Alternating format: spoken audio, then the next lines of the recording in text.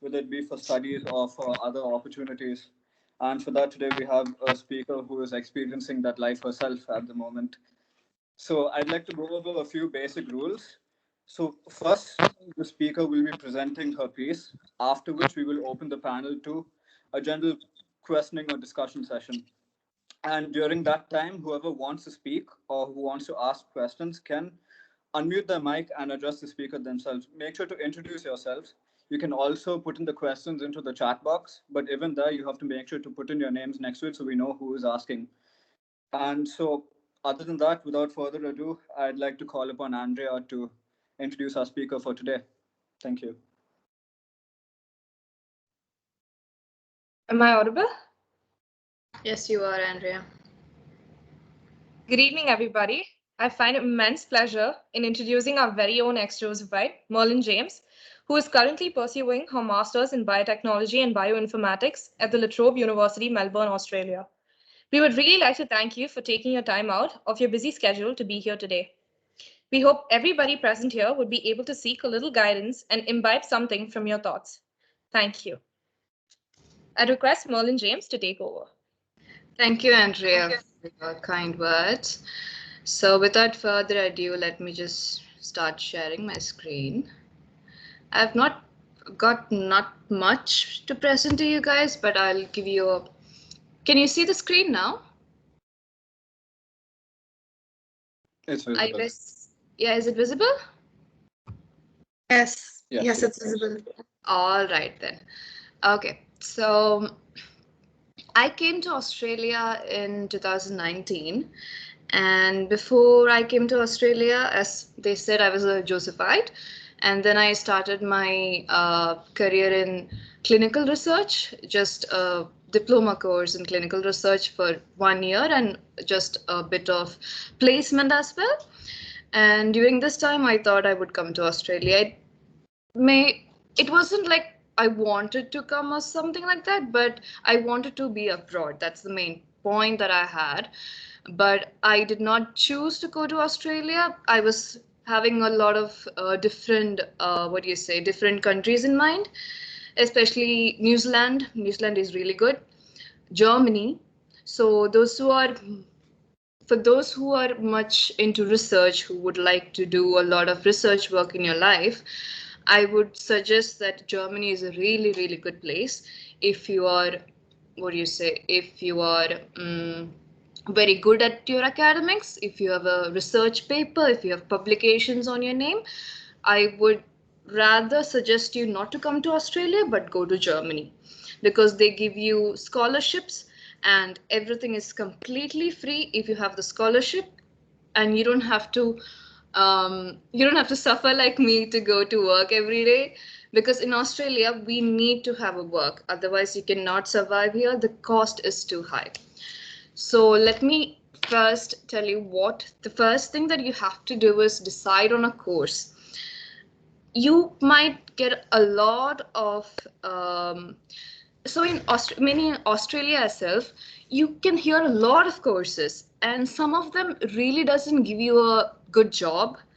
Some of them really doesn't, whatever you wanted to learn, you wouldn't be learning in that course. So main thing, that first point that you have to, when you think that you want to go abroad, the first thing that you have to do is decide on a course firstly.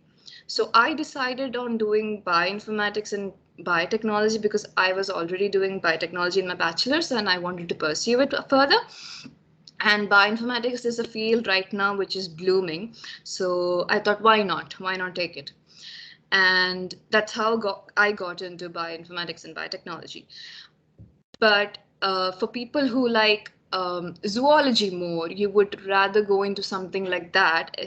But in each of the courses, what you have to see is you have to see the syllabus. Before you choose the course, you have to see the syllabus. All right. And also the main thing is that check if it is there on the PR list. So each country has a PR list. So it's like for 2021, it'll differ. Each year it'll differ. So each PR list, if you're not in the PR list, if your course is not in the PR list, there's no point in studying abroad, because you're wasting almost 40, I'm not saying you're wasting 40 lakhs, but The main motive should be to settle down in a country, because you're spending a lot of money on it. You're spending your time, you're spending your energy, you're spending money. So your ultimate aim should be to settle down in a field that you have learned and you're ready to work into, and also in a field where it can fetch you enough financial support for the future. So make sure that whichever courses that you like, even if you like, maybe there are people who like, I've had friends who've taken business management and all. They don't have a PR at all, and they're all struggling here because of that, because their course is not in the PR list. So first thing, decide on a course. Second, check if it is in the PR list. If it is in the PR list, then go ahead and check the syllabus, whether you like it or not. And from a personal experience, do not take a subject which you do not like or which you think you cannot do. You love zoology, go ahead.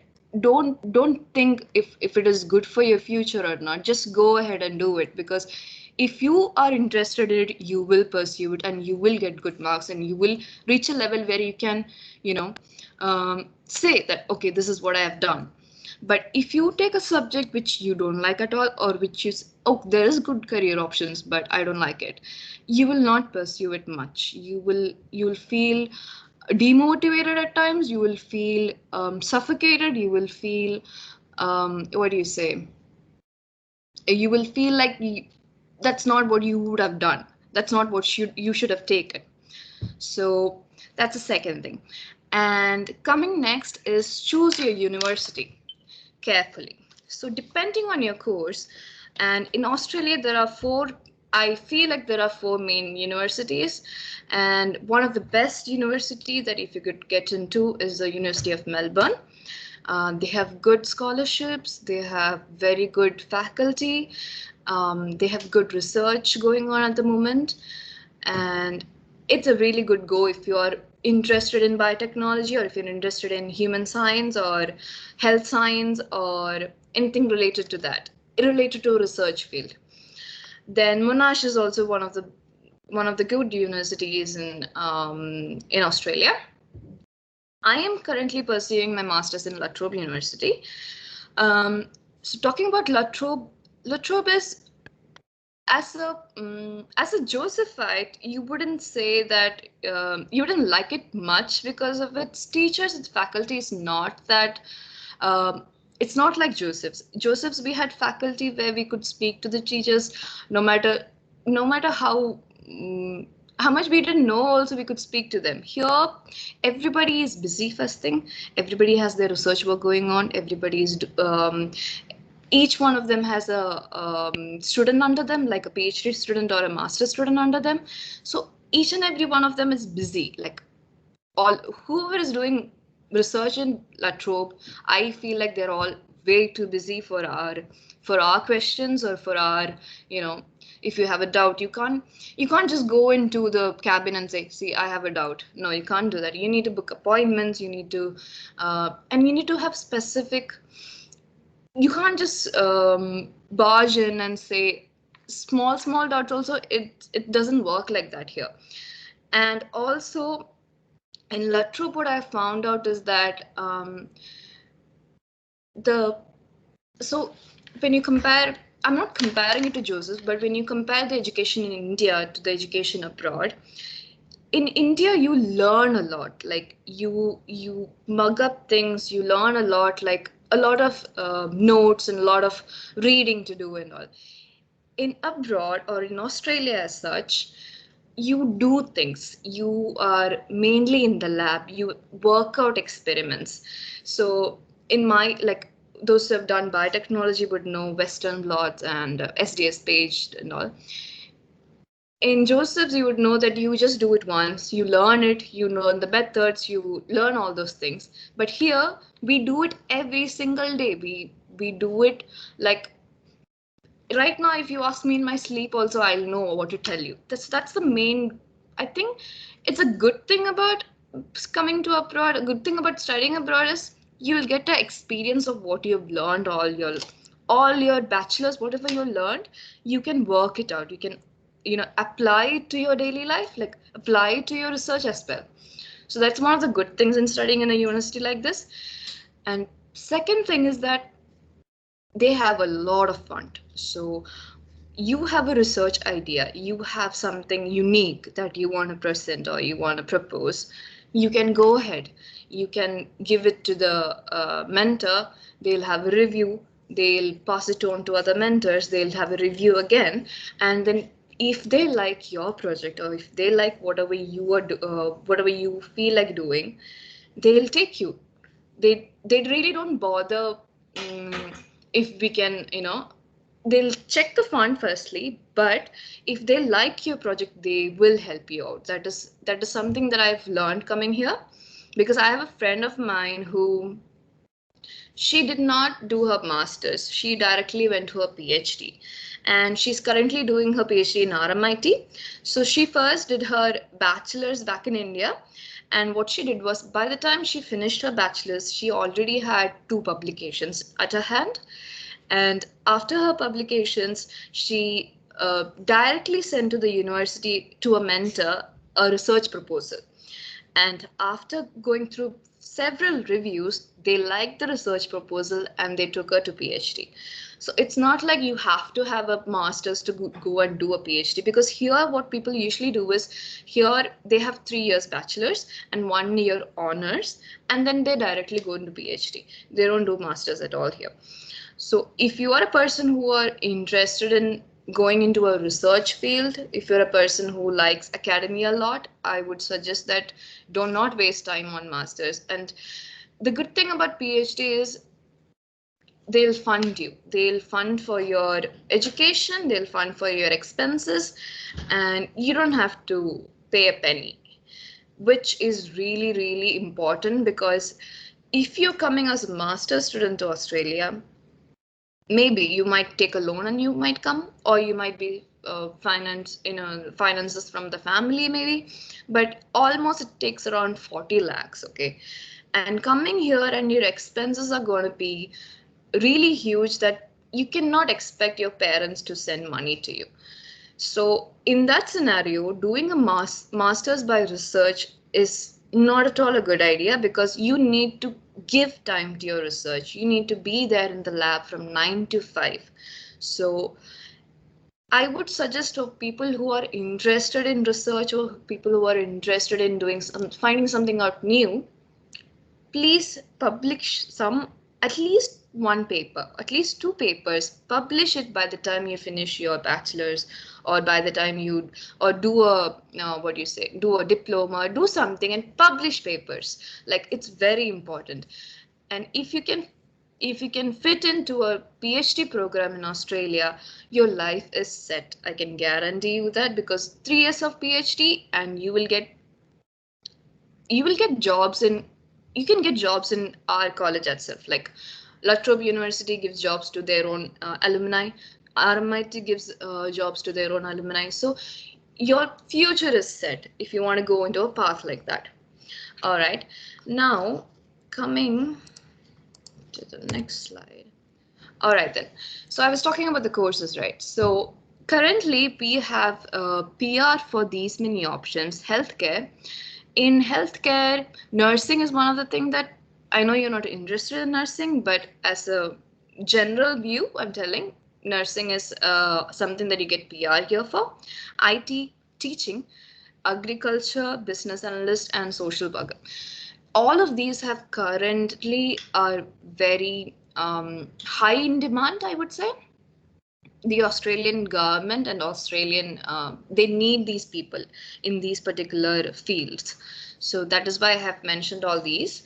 If you are interested in any of these courses, please go ahead, because you'll have a good chance of getting a PR here.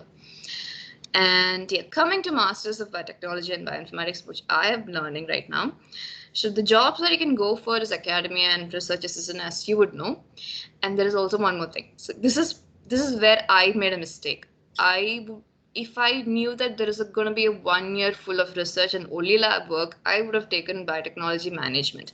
Because if you are a person who doesn't like research so much, but you're in a dilemma, should I take research or should I do something else? If you're in a dilemma like that, go with something simple. And then if you're ready, go ahead and do. Because here I have friends who are 30 years old coming and doing their masters. So age is not a matter here in abroad. In India, it might be a matter. You have a lot of issues. Oh, you're too old. Nothing here, nothing like that here. We have 30-year-old, 35-year-old. We have students with kids. We have students who have married. So it really doesn't matter. So take your time. Take your time in deciding on what course you want to do, what field you want to go for. So if you're a person who is not into research and who wants to do biotechnology and who wants to do biotechnology in Latrobe University, this is a good option for you, which is Masters in Biotechnology and Management. So you can go into sales rep. When I say sales rep, it's not like the normal sales rep that you have in India, but you are selling thousands and thousands of dollars worth products, biotech products. So yeah, it costs a lot and it's a good pay. So if you want to go into something like that, go ahead.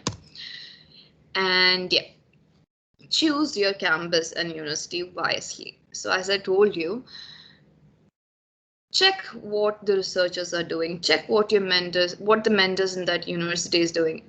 And if you're a person who is interested in what the mentor is doing or interested in what that university in that lab is doing, go ahead and apply for it. If you don't find that much of interest, do not apply to. So University of Melbourne, it's quite hard to get into. You need at least 70 to 75% of marks. No, not 75, 75 above for getting into University of Melbourne. Monash is also a very good university and you need minimum of 75 to get into. RMIT you can get with 60%. LIMS is where I study. That's my department, and you need at least 65 above to get into LIMS as well. So if check through their profiles, check through the check through the mentor's profile and see if you are interested in something, and if you are, go ahead and apply for it. And yeah, so the next thing that I want to talk to you about is PT or Ielts. So PT is an exam which you can write if you want to go to Canada, if you want to come to Australia, if you want to go to, I think New Zealand is also one of the countries which takes PTE. And when I say PTE, some of them you would be like, okay, you're not so sure about PTE because most of them do Ielts. So the good thing about PTE is that because I did PTE, I took I think almost a week and a half of a training, and I wrote PT just like that. I wrote it. And good thing about PT is if you're a person who's scared to speak in front of people, then you should go ahead with PT because you're just talking to a computer, which is as easy as how it is right now for me because I'm not seeing anybody's face. So literally you're just talking to a computer. But if you're bad at spellings, be really careful because when you type, you have to type really, really fast. And if you're really bad at spellings, you will get a lot of error and which can decrease your marks in writing. Then if you are a person who can listen good to the automated voice in the computer, go ahead with PT. If you're not, write Ielts because Ielts, the only problem with Ielts that I myself have heard about from other friends of mine is that they find it difficult when they talk to a person, and that person can be really judgmental as well, and you might or might not get a good chance with that person, and if they don't like you, they don't give you marks. And last but not least that I want to tell you about is make sure that you take a a place so where I wrote PT was in my native town in Kottayam. So don't write in places like Bangalore, which are like heavily packed with people who want to go abroad, because chances of you getting good marks is going to be less. So pick up your native place or pick up a place where you don't have much of a competition and write your exam there. And yeah, PT and Ielts both have 3 years of validity in Australia. Average is 6.5 with no band less than 6. That's for almost all the colleges in Australia. You need a minimum of 6.5. And as people, like as students who are in Joseph's, I don't think so 6.5 is going to be a big deal for you guys. But yeah, 6.5 and 6 in the individual bands. Yeah, and do not tense up in the presence of an examiner. I know it's very easy to say that, but if you are not well prepared, or if you're not if you don't give that confidence look in your face, chances of you getting less marks is way too higher, because they are very judgmental, as I've heard, very judgmental. So make sure that you have a good presence of mind, and make sure that you have, what do you say, you speak out loud. Whatever you speak, just speak it out loud. Even if there is mistakes, just don't bother, just speak it out loud and just get it done with. Yeah, that's about PT and Ielts that I want to tell. And okay, so once you're into Australia or any other abroad countries, there are some tips that I would like to share with you to get a job. So it might be a professional job, it might not be a professional job. So as students here, we all do part-time jobs because we cannot survive with the money that is sent from home. As you can see, $1 is 57.66 INR at the current rate. And with $1, I think you can get maybe a chocolate. That's all what you get. And maybe 500 ml of milk. That's it. So you can imagine how expensive it is to stay here. So if you're a person who wants to come to Australia, make sure that you have a lot of, what do you say, first thing is that make sure that you contact people who are in Australia, because contacts makes a lot of difference. For me, I didn't have any contact, but after coming here, I started talking to people. I started being with a lot of people, and that's how I maintain contact, and that's how I got a job. You don't get a job by just applying, Here it's basically on whether you know that person who's working there, whether the manager knows you, whether somebody of the manager knows you. So it's all about connections. So make sure that you have good connection in India as well, and from people around here as well. Second thing that you want to know is, if you're applying for a position of so I'll tell you about the jobs that you can find here. Okay, so first things is you could find jobs like kitchen hand. That's one of the main jobs that students do here. Uber. Then would be some sales representative or sales assistant. Then you could find jobs like cleaner. So when I say cleaner, most of you would be like, okay, I did not pay this much, or I did not study this much to be a cleaner. As a student in Australia, you have to go through a lot. You have to have a mindset of, I'll do anything if I can survive. I'll do any job if it is paying my rent, if it is taking care of my expenses, if it is okay for me, I will do that job. And here there is no job which is of less degree or more degree. It's all about job. That's it. Does that pay you well? Well enough. Cleaning job here, you get paid around $25 to $27 per hour. So do not have that mindset when you come abroad, like, oh, it's a cleaning job, I can't do this. No, do not have that mindset, because you cannot survive if you have that mindset here.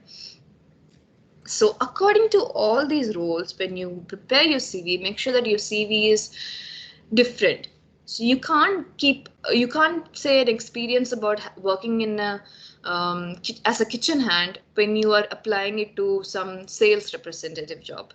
You need to keep updating your CV. You need to keep removing parts from it. You need to keep changing it according to your to the role that they have asked for, and according to what keywords or key role positions that they are looking for. So make sure that you include all those keywords, and if you are applying for a professional job as well, firstly, all those people are not looking at your resumes. mainly it goes through a computer. So when it goes through a computer, make sure that you have those keywords in your resume so that the computer detects it and it will at least give you a chance to get you into an interview. So from the interview, you can take it upon, but the interview call, to get that interview call is important because it's not in your hand and it's not in their hand as well. It's their computer what does the job. So make sure that you have all those keywords, small keywords, so that the computer can pick it up and then you can go at least into a interview level. Yeah. And be professional while attending the interviews. No casual for the interview, as normal as it is. All right then. And how you can start working. So there are 3 different types of jobs that you can find here. One is on TFN, one is on ABN, and then you have cash in hand jobs. So the TFN will track. So TFN is like tax wise. So you will get a tax at the end of the year, but which will be deducted, and your salary will be deducted each month, which comes up to a sum. And from that sum, if it is higher than $21,000 a year, they will take out, I think they take around 3% of it. I'm not sure about that, but they take out the tax amount and they give you the rest back. So that's what TFN jobs are about. And then you have ABNs. ABN job you can work, but the thing is that they will take the tax only in the end. You'll have to pay it at the end of the year. And minimum wage that you can get here is 18.93 according to a TFN job. But if you're looking for a cash in hand job, the minimum that you'll get is $10. So yeah, you have to be really careful that you don't fall into something like that, because once you're stuck with a cash in hand job, you are stuck forever. You can't, like, they'll keep, you have to work, and the work will be so hectic that you will be like, oh my god, and you have to work a long hours to get the same amount that person who is working TFN. Maybe that person is working for 3 hours. You will have to work at least 6 to 7 hours to make up the same amount that this person is getting. So as a student, when you just reach here, you might tend to get a lot of cash in hand jobs. Go for it whenever whenever it opens up to you, go for it, but make sure that at least by 6 or 7 months of experience you get out of that job, and look for a TFN or a ABN job. And also, main thing is that you're not allowed to work more than 20 per week. 20 hours per week is the limit that you've got. If you exceed that in Australia, chances of you being sent home is very, very high. That's a thing that they really, it bothers them really if you are working more than 20 hours. And by the time you apply for a PR, they look into your hours, they look into the salary that you have got, they look into every single thing. And if they find that you have worked more than 20 hours, chances of they sending you back home and canceling your visa, not just canceling, you will be banned from the country, which means that you cannot apply to any other country because they all have tie-ups. Yeah. All right then. So how I started my journey was I studied for PTE, as I told you guys. I applied, I wrote the PTE exam as well. And then you've got a lot of agencies in India back there, which provides you a broad plan and stuff. So the agency that I would prefer you all guys go to is IDP, because they have very good connectors as well, and they have good connections to abroad as well. They have good connections with good universities too, and also they don't take up any money. And if you have a problem here in Australia as well, you can go to IDP, because IDP is in almost all the countries they have a branch. So the agency that you would want to go is IDP. And after you contact them for your abroad plans, they'll give you a list of countries, and list of countries with list of courses that you might like, and which you might get as well according to your bachelor's or whatever course that you're doing. After they give you that, they'll ask you for your preference, and your preference should be not So my preference when I took it was just because I took Australia just because my sister and my cousin sister was here, and I didn't want to be alone in any other new country, because if there is some problem, then I was a little scared about that. But if you're a person, I wouldn't say you should do that, because if you like Australia, come to Australia. If you feel that for you Germany is better, please go ahead, and just don't take up anybody's else perspective or anybody's else thoughts, and come or do something. So after they give you the preferences, they will ask you to send a SOP, which is statement of purpose. So in statement of purpose, you will have to include why you want to go to that country, why do you want to do that course, are you planning to stay in that country or not, and what are the outcomes that you think you might get out of being in that country. So you have to explain all those, and by the same time you will have to show your finance, how much money you have in your account. And for a person who is coming with their own money, like those who are not taking loans, you will minimum have to show 40 lakhs rupees in your account. And if you can show that, you can take it after that period of visa is done. You can take it obviously, but till that visa period, you will have to keep it in your account. For people who are taking loan, make sure that you get a good, get in touch with a good bank. And for people who are taking loan, make sure that you come here and work, you get a good job, because otherwise it's going to be really, really hard for you guys. Because I've had friends, I have friends who are struggling with their money, financial issues, and that's affecting a lot in their studies as well. So think through before you apply, think through a lot of things. Just don't jump into a conclusion, and just don't jump into a plane and come just like I did. Don't do that. And then after the SOP, you will get a GT interview. GT is nothing but you will get the college that you've applied to, you will get a call from that college. They'll ask you why you want to study in that college. They'll ask you why not other colleges. They'll ask you why not other countries, why Australia. Then they'll ask you if you have plans to stay back here. Make sure that you say you do not have plans to stay back, because they don't want to hear that. I don't know why, but they don't want to hear that, because there are people who have failed in the GTA interviews and could not go. They couldn't get the visa and they could not go. So make sure that you say you do not have plans, you have plans to come back to your own country. And also arrange financial support. If you have family abroad, they can sponsor you, so you don't have to pay that much of a sum of amount at that point of time. If you don't, you will have to get either loan or you will have to self-finance yourself. And that's it. Thank you. If you guys have any doubts, or if you want to have a questionnaire, I would like to help you out with any questions that you have, as possible as I can.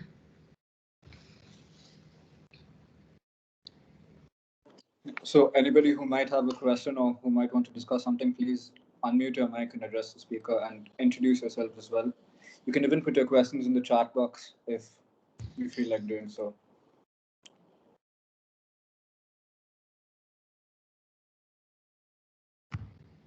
No questions?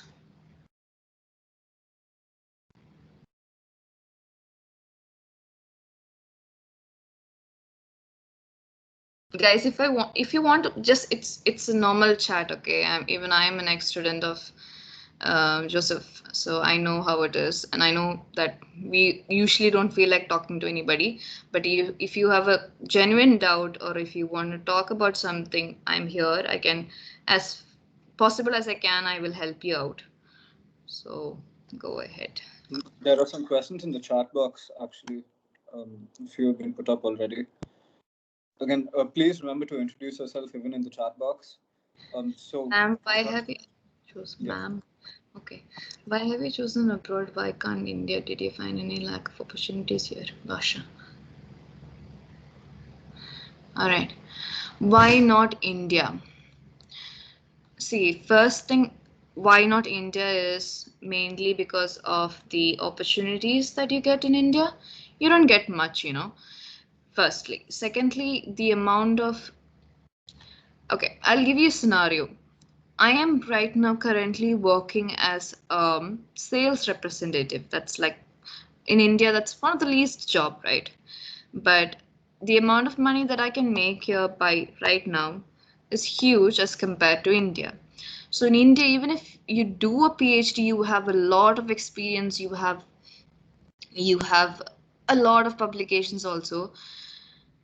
Nobody sees, I feel like nobody sees the worth until and unless you're so good that you reach that level. So all the normal people who have studied or the normal students that they've studied, they don't get jobs in a way that can sustain them forever. They have to struggle a lot, and pay is not good, and lifestyle is also a lot different as compared to abroad. Here you get good lifestyle, you get good food, you get, I'm not telling like you don't get good food in India, but it's clean, it's and main thing is that you can survive if you have a good job, if you have good what do you say, if you have good education here, your health is taken by the government. If you have PR here, your health, all the health problems, all the medicals, everything, you have something called Medicare. Everything is settled by the government. You don't have to pay a penny for that. You have education. You want to do higher studies. If you are a PR or if you're a citizen, you get a lot of scholarships. A lot of scholarships that you don't have to pay much. Second, so mainly it's all about the opportunities. It's all about the, what do you say, financial support that you get from the government. And also you have a lot of research labs here which are undergoing high-tech research, I would say. So right now in our own lab, we are conducting corona. We're actually studying corona, and we are actually checking if the vaccines which we have got is, because we got the new strains as well. So if it is possible to use the other medicines in instead of these vaccines, there's a lot of research going on, and the amount of money that they spend into research, that the government is spending into research, is huge as well. So if you're a person who like doing a lot of research, or who is interested in particular research field, then chances of you getting a fund is high in abroad compared to India. So that is why uh, I chose to come here. Now, hi, this is Vindhya Leha. How much will the monthly expenses be? So the monthly expenses depends on you basically. If you're a person who likes to party around, if you're a person who likes to spend a lot of money, it's going to cost at least $4,000 per month. If you're a person who just cooks food inside your house, who doesn't do much of ordering, who doesn't do much of shopping, all those stuff, your rent would be around 500 to 600 per month if you're staying in a house share. But if you have your own house, like you buy a two BHK apartment or something like that, it will come up to $1,400 per month, excluding bills, and your bills will come up to around $200 to $300 per month. Not per month, I would say per 3 months. So bills comes in 3 months. So you will have 300, max to max 300, all your bills, your electricity bills, your Wi-Fi bills, your water bills, everything will come up to $300. But as a student, I would suggest, if you're coming to Australia, if you're going somewhere abroad, make sure that you stay in a share house so that your bills and your rent will be less. You can finish off everything with at least $700 in your hand, and your food expenses will go a bit higher. You will require at least $400 per month for your food. Okay. Did you try for any I had so when I applied here, I got a scholarship of 25% when I came. So that's kind of a scholarship that you get from almost all the universities, even if you don't have much high grades. But if you are aiming for PhD, you need to have good scholarships. You need to have at least 2 scholarships. One is for your expenses, and one is like a stipend. So you get money from the department, and you get money for your expenses as well. If you can't do that, then PhD is going to be a really, really big thing for you because it's going to cost a lot. So whenever you're applying for scholarship for PhD, make sure that you apply for both the scholarships. Yeah.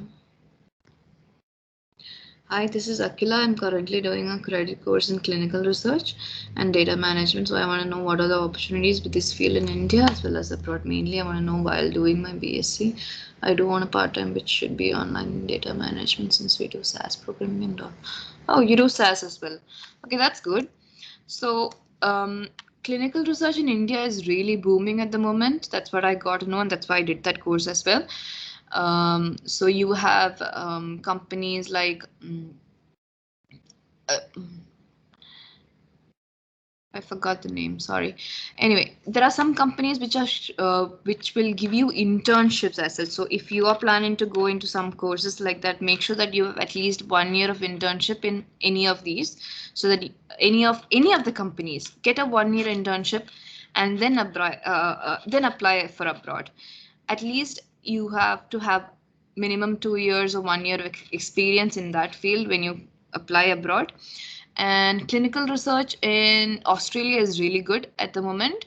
So you have a lot of CRA vacancies opening up. You have a lot of CRC vacancies opening up. So, but if you want to come abroad for a job visa, make sure that you do at least 2 years of experience. And I would suggest that you apply for a job than a student visa, because student visa, converting that to a PR is kind of difficult. Converting a student visa to a PR to a permanent residency is quite difficult. So if you have good skills and if you have good experience in your field, make sure that you apply for a job visa directly. All right. Hello. Aditi here wanted to ask if you could give PT and IELTS, or is it like we have to choose to give? You don't have to give PT and IELTS both. You just have to choose one. Just choose one which is good for you. Like as I told you, if you are good in speaking to people, make sure that you write IELTS, because IELTS is going to be easy for you. If you're fine with talking to a computer, if you're fine to listening that automated voices and understanding the automated voices, go ahead with PT. It will give you a good score as well. Also, it's my kind request for you to can leave behind some source through which we can contact you, like a mail ID or a phone number, Akila. I can give you my mail ID. So the thing is, guys, I didn't tell you yet, like my day starts at 7:30. I usually my work starts at 8 o'clock in the morning and I work till 1:30 in the afternoon. And as soon as I finish work, I run to the lab. I start my lab at least minimum by 1:45. I start my lab work, and 5:30, 6 o'clock my lab work gets done. So that's how your life is going to be when you are in Australia, and if you're going to do a master's by research course. You have to spend time you have to spend time wisely. You have to spend either time in lab or doing your work or writing your thesis or cooking or cleaning, all those stuffs. And a general request for all of you guys and girls alike, if you have plans to come abroad, make sure that you learn cooking. It's a very important thing, very, very important thing, because you cannot survive on food from outside for a long time. It will cost a lot. So make sure that you don't, and you don't really want to stay hungry all the time. So make sure that you know at least a bit of cooking, like at least rice and dal, something that you can eat. Okay, very important. All right. I can give you my mail ID. I'll type in my mail ID for you guys if you have any doubts.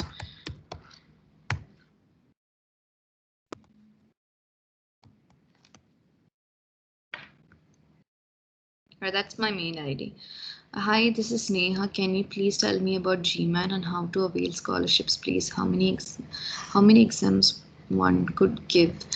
About GMAT, I am not so GMAT is something that, one second.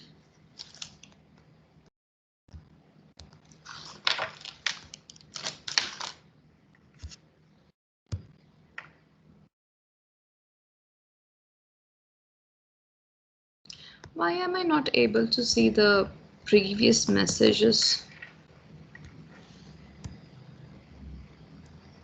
Okay, I got it. All right, got it. Yeah, about GMAT, I am not the right person to tell you more about GMAT because I have not given it myself. But as I've heard, you get good scholarships in UK and US if you have a good GMAT score. Here, in Australia, you really don't need to have a GMAT. All you need is a 65% above in your bachelor's, and you need, what else do you need? You need a good score in PT and Ielts. And if you have 85, I think if you have 75 above, you get 25% of scholarships in almost all the universities in Australia. But if you want to give to University of Melbourne, you need to have you need to have a really good score. And they have different process as well. I'm not sure about that because I've not applied as there. So I'm not the right person to tell you about GMAT. Scholarships. So scholarships is something that your agency will give you a good idea about when you show them your mark list and everything. So each agency has a tie-up with the universities abroad. So depending on that, you might minimum get 15% of scholarship to 25% of scholarship. And yeah, from India, I think everybody gets scholarships when you go abroad, but there are some countries which does not provide like that. And if you have less marks, less than 60, then you don't get any. Hi, this is Smriti. Which countries apart from Australia, Germany would you suggest to pursue biotech? If you want to pursue biotech apart from Germany, I would say Germany is the best. Okay, you cannot. I cannot tell you because I have a mentor who had a chance to go to Germany and she did her postdoc in Germany, and she was telling about the lifestyle there. She was telling about so for a good project, you need a lot of fund. And if your department can't give you that much of fund, you find it difficult to work in that lab. For example, for us right now, we are running short of antibodies. We are running short of so in biotechnology, there's something called electroporation, which we do to burst open the cells and let the cells get the plasmid. So that kit is very costly, and because it is costly, we could only do it once. And so in Germany, you don't have to, you really don't have that kind of a barrier to continue your research work. You get it then and there. You're funded well. You get things within a day or so. Here in Australia, when we order a product or a reagent, at least it takes around 1 week or minimum 4 days to get it here. So that's a difference between studying here and studying in Germany and studying in India, So which other country? I wouldn't say Canada, because Canada, for a PR option, Canada is the best at the moment because you have as you all might have seen the news, you have around 92,000 PR options at the moment in Canada. But I'm not sure about biotech because they say that not many biotech companies are available there, and you don't find since it is too cold there, you don't like all the regional areas, it's not well occupied, so you don't find good jobs there as well. So if you want to pursue biotech, I would say go to Germany. It's a really good opportunity. Hi, I'm Vishwant. About publishing papers, when you should publish them and how we do it. When should we publish them and how we do it? So I know, guys, it's very difficult to publish papers at the moment since you guys are studying. But what I can say is that ask your teachers. Like, that's what I wanted to suggest also. If our Josephs could give us more, what do you say, more research area, it makes a lot of difference. Like, if you could publish at least, so you would have done this one, right? You would have done your, what is that we had,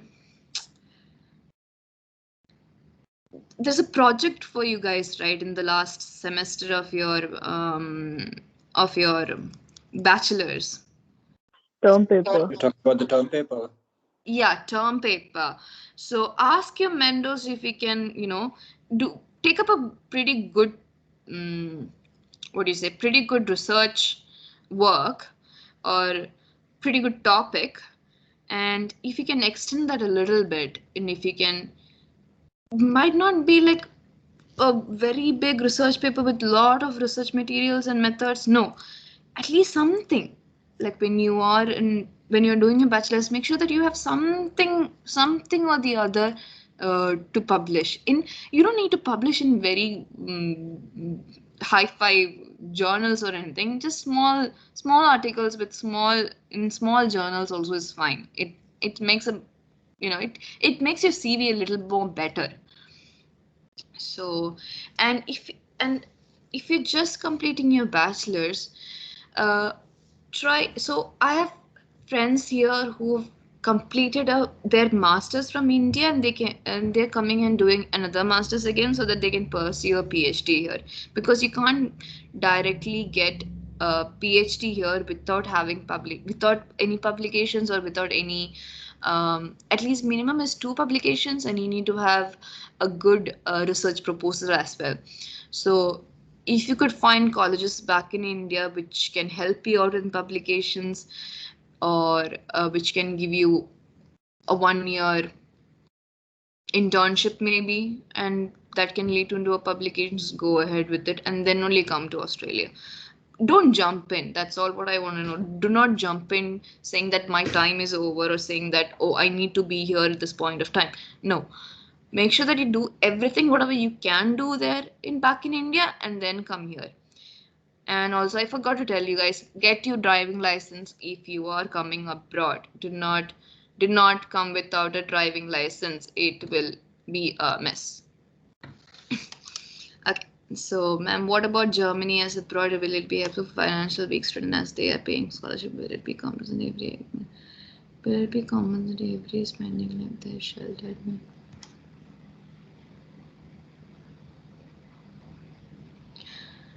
Okay. So Germany, first thing about Germany is that you need to know German. So if you're planning to go to Germany, make sure that you learn German at least in a A2 level.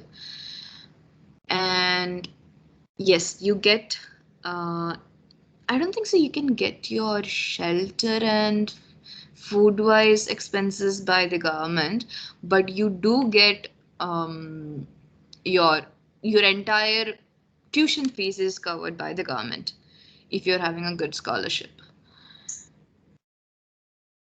Not your food, sorry, not your food and shelter.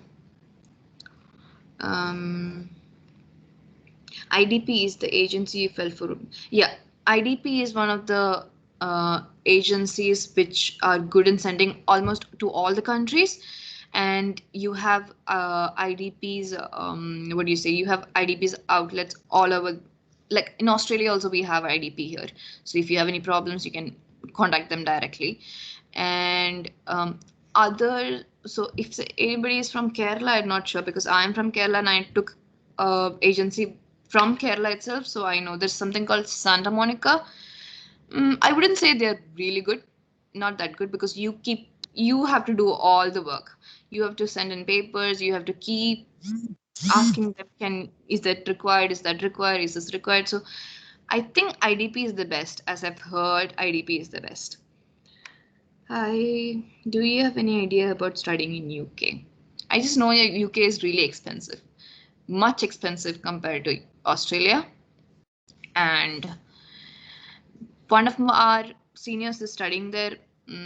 If you guys, I don't know if you guys know Pooja, she is in UK.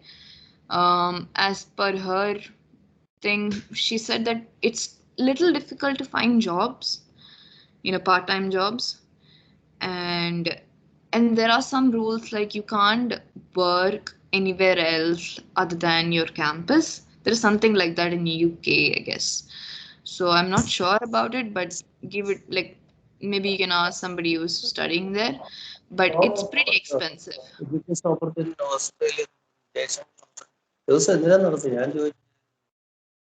Sorry?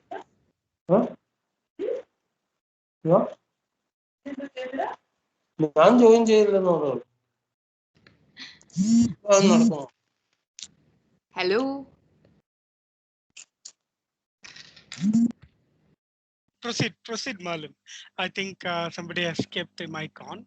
You I- can proceed. Yeah, that's all right. Okay. Hi, Kripa here. Is there a good career option for courses as biotechnology and biomedical sciences in Australia? There is a very good option for biomedical sciences in Australia because it falls under healthcare sciences. So you have really good option here.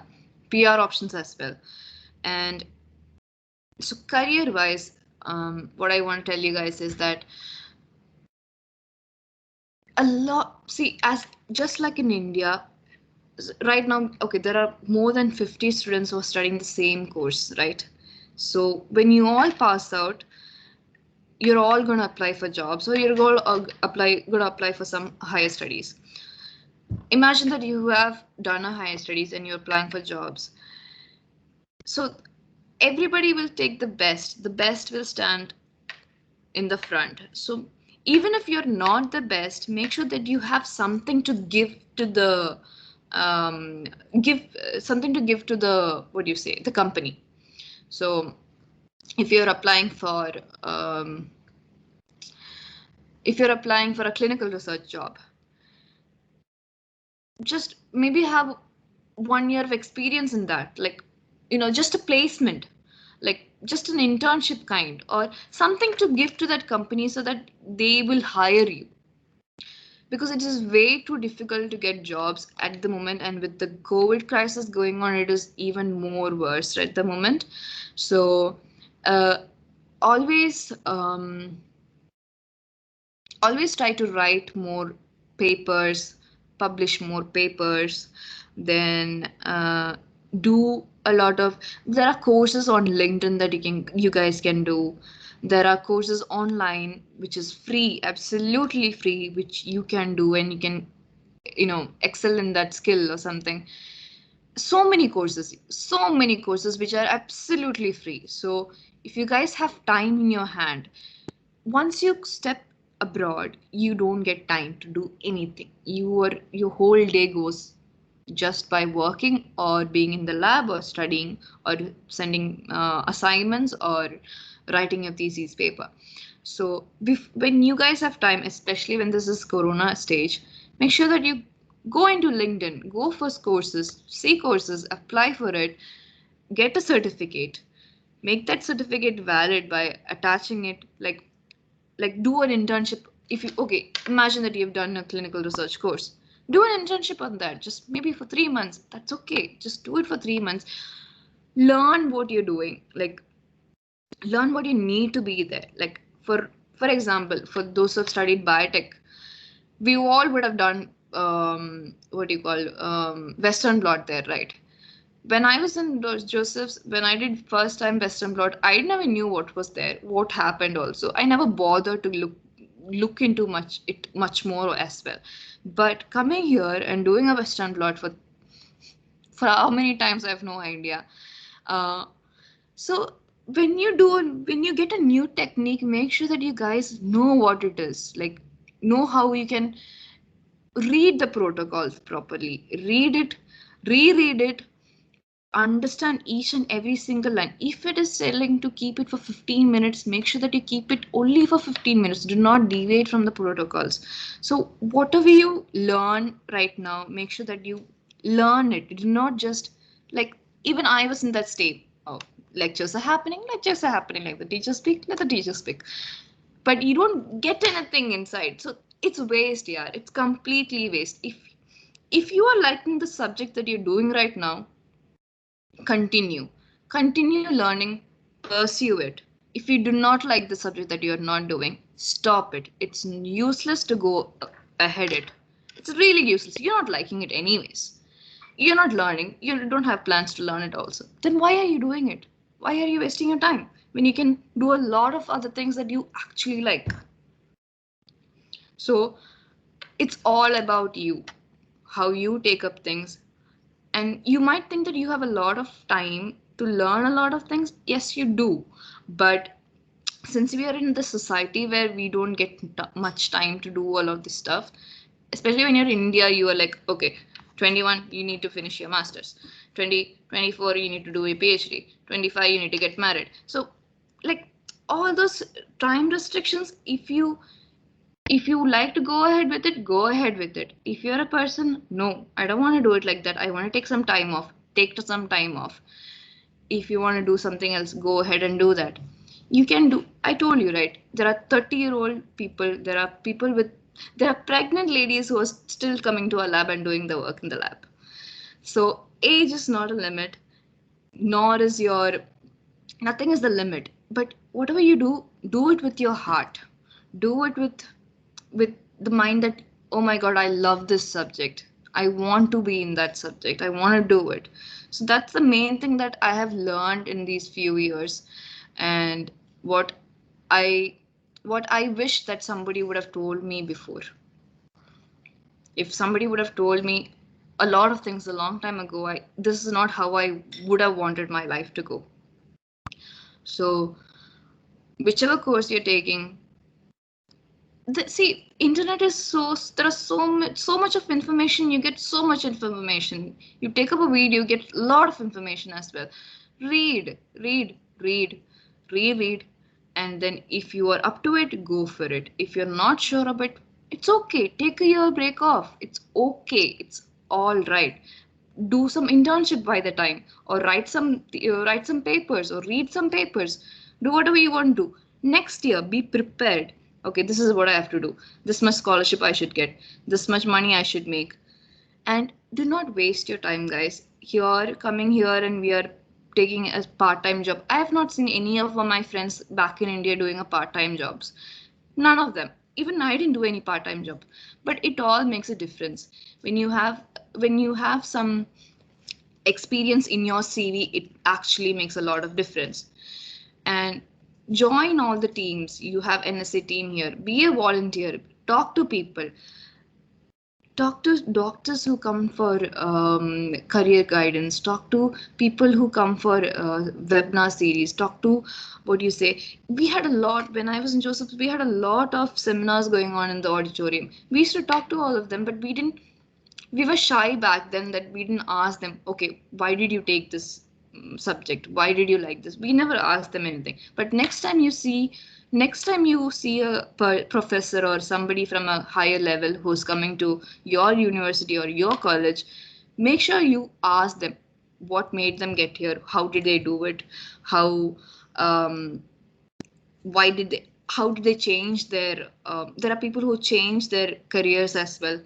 So ask, please guys, ask and learn. Okay, anything else? Can you please tell us about admission procedures and all? Cost of admission also. Admission procedure, as I told you, is just like this. You just have to go into a go into a what do you say, IDP, go into an agency, ask them, tell them what countries you like. They'll give you a feedback back. They'll look into your marks. They'll tell you if this college will accept your admission or not. And they will, on your behalf, they will send the admission. So you don't have to worry about it. Cost for admissions. Are you asking about the fees? If you're asking about the fees for masters in biotechnology, it's 40 lakhs. And almost all the master's courses, it's going to be at least 40 lakhs to 45 lakhs for you. Hi, Musaib here. Do you have any idea about studying in Turkey? Turkey. I've heard Turkey is good for medicine, but I'm not sure about any other discipline. Is PhD in all the countries 3 years like in Australia? Is PhD in all countries 3 years? PhD will depend on your mentor. So in countries like Australia, in Australia, it's mandatory that you finish your PhD by 3 years. But back in India, and there are so many countries which, if you can't find something, and if you can't give your results, and if you can't give your thesis, then you have to continue doing your PhD. Continue it until you get it. That's it. Because my brother did his PhD from ICGB. So, and it took him 4 years to complete his PhD. So it depends on your mentor, it depends on you, and depends on the results that you get. But in Australia, you have to mandatorily complete it by 3 years, no matter what. And if you don't complete it, you get a certificate. You don't get a PhD as such, but if you stop in between, I think you get, I'm not sure what you get for PhD, but for masters, if you stop in between masters, you will get a diploma certificate. So if I had stopped 1 year ago, I would have got a diploma in masters in biotechnology and bioinformatics, not the masters, like a diploma in biotechnology and bioinformatics. So you can stop in between, but don't go for it. If you want to stop in between, then there is no point in wasting all of this money and coming here, And guys, one more thing before you go anywhere, any abroad places, be mentally prepared. Be mature enough, because you're going to be alone and you're going to be an adult when you come abroad. You have to take up your expenses, you have to take up your food, your everything, each and every single thing. Your mom won't be there to do everything for you, your dad won't be there to do anything for you, nobody. And be prepared that you will miss them.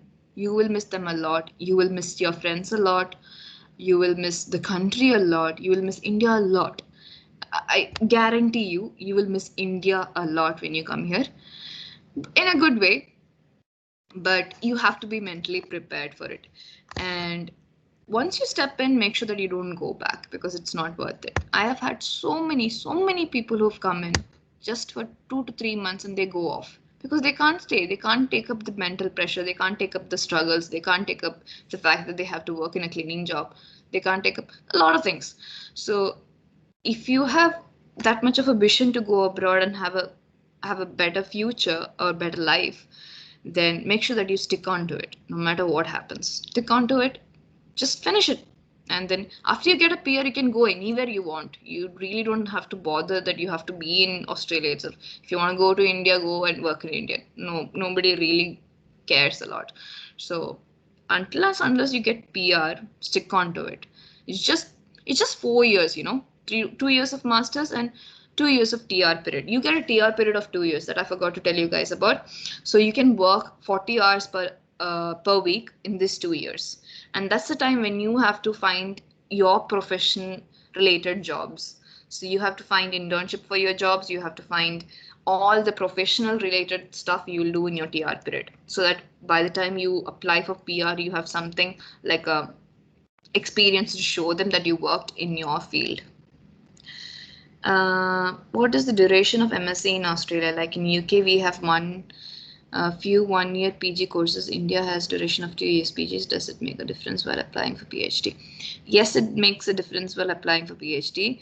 And masters in Australia are for 2 years. So 2 years, and then so here what the native Australians, what they do is they do a bachelor's of 3 years, just like us, and they'll do a 1-year honors degree. And after the honors degree, they apply for the PhD and they don't do their masters. So if you're a person who wants to apply for masters, then that's going to take you 2 years. And after that, directly you can apply for PhD. But there is something like you can't, if you don't have enough publications and if you don't have enough, points, I would say, you can't apply for a PhD directly. You have to take a master's again. Even if you've done a master's already from India, you have to take another master's from here and then continue your PhD. I hope I answered your questions correctly. And here we don't have 1 year PG courses. You have diploma courses for 1 year, not for masters. Masters is 2 years for you guys.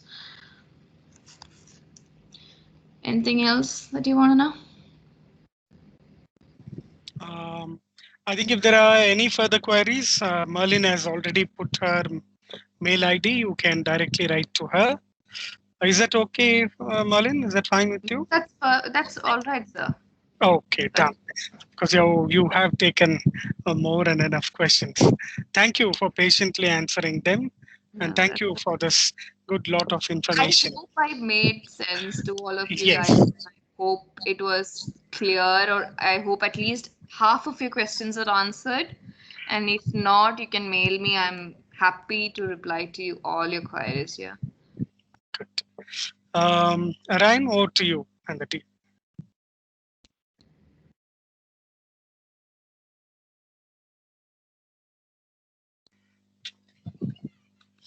Andrea, is there? Can you hear me? Yes, I'm here. Okay, we'll proceed with the vote of thanks then. And yeah, the feedback form, the link is put out in the chat box. All the participants are requested to click on that, fill in the details that are required for you to get your participation certificate. Okay. Merlyn, on a personal level, thank you very much for having accepted this invite to address your juniors. It was very open and straightforward. Many times we don't include negative things. You were very open, telling that, yeah, check We on need to Germany. know, because if I would have known a lot of things, then I would have changed a lot of things before I came here. So we need to know everything. And thank you for having me as well. Thank you, our pleasure. Yeah, over to Andrea and Ryan, the organizers.